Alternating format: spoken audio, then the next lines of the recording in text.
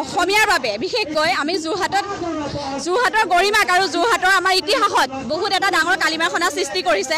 কালি দুজন উলংগ বাবা ইয়ালৈ আহিছে ধৰ্মৰ নামত অন্ধভক্তৰ নামত ধৰ্মৰ নামত বিক্ৰী কৰিবলৈ ভণ্ডামি কৰিবলৈ যোৰহাটত আহিছে।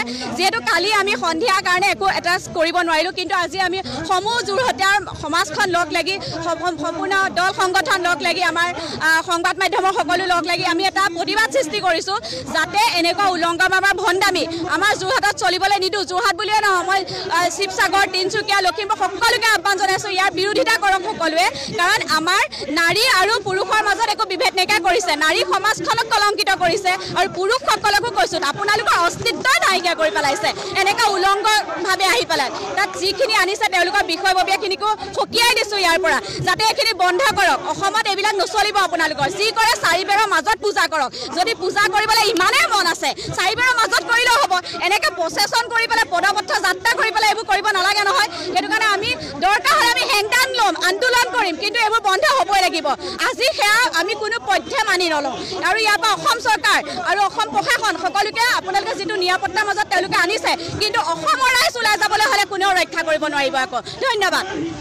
যোৱাকালি যিটো আচলতে সাংস্কৃতিক নগৰী তথা শিক্ষা নগৰীক আচলতে যোৰহাটত যিটো কালিমাখনা বিষয় এইটো আচলতে সম্পূৰ্ণৰূপে আমি বিৰোধিতা কৰিছোঁ। এটা কথা এই ৰহস্যৰ আৱৰ্তত যোৰহাট জিলা প্ৰশাসনে আচলতে তেনেকুৱা ভণ্ড লাংটা বাবাক আচলতে যোৰহাটৰ মাছ মজিয়াত শোভাযাত্ৰা কৰিবলৈ কেনেদৰে অনুমতি প্ৰদান কৰিলে।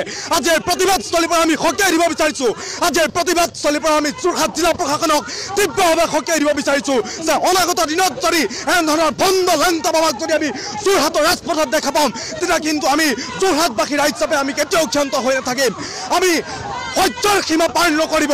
যোৱাকালি আমি তেনে এটা শোভাযাত্ৰা আমি কিন্তু তেওঁলোকক ৰাস্তাত আঁঠু কঢ়াই আমি তেওঁলোকক ক্ষমা খোজাব পাৰিলোহেঁতেন, কিন্তু যোৰহাটৰ শৈক্ষিক ৰাইজে কেতিয়াও বিশৃংখল কৰিব নিবিচাৰে। আজি গণতান্ত্ৰিকভাৱে উপায়ুক্ত কাৰ্যালয়ৰ সন্মুখত আমি তীব্ৰ গণতান্ত্ৰিক পৰিবাৰী কাৰ্যসূচী ঘোষণা কৰিছোঁ।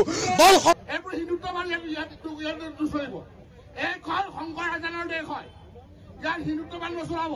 এখন বাঘৰ কাৰণে দেশ হয়, লাচিতৰ মূল সেনাপতি বাঘৰ কাৰণে দেশ হয়, ইছমাইল ছিদ্দিকীৰ দেশ হয়। ইয়াত নকৰিব এইবিলাক ধৰ্মৰ নামত সেইবিলাক নকৰিব হিন্দুত্ববাদ।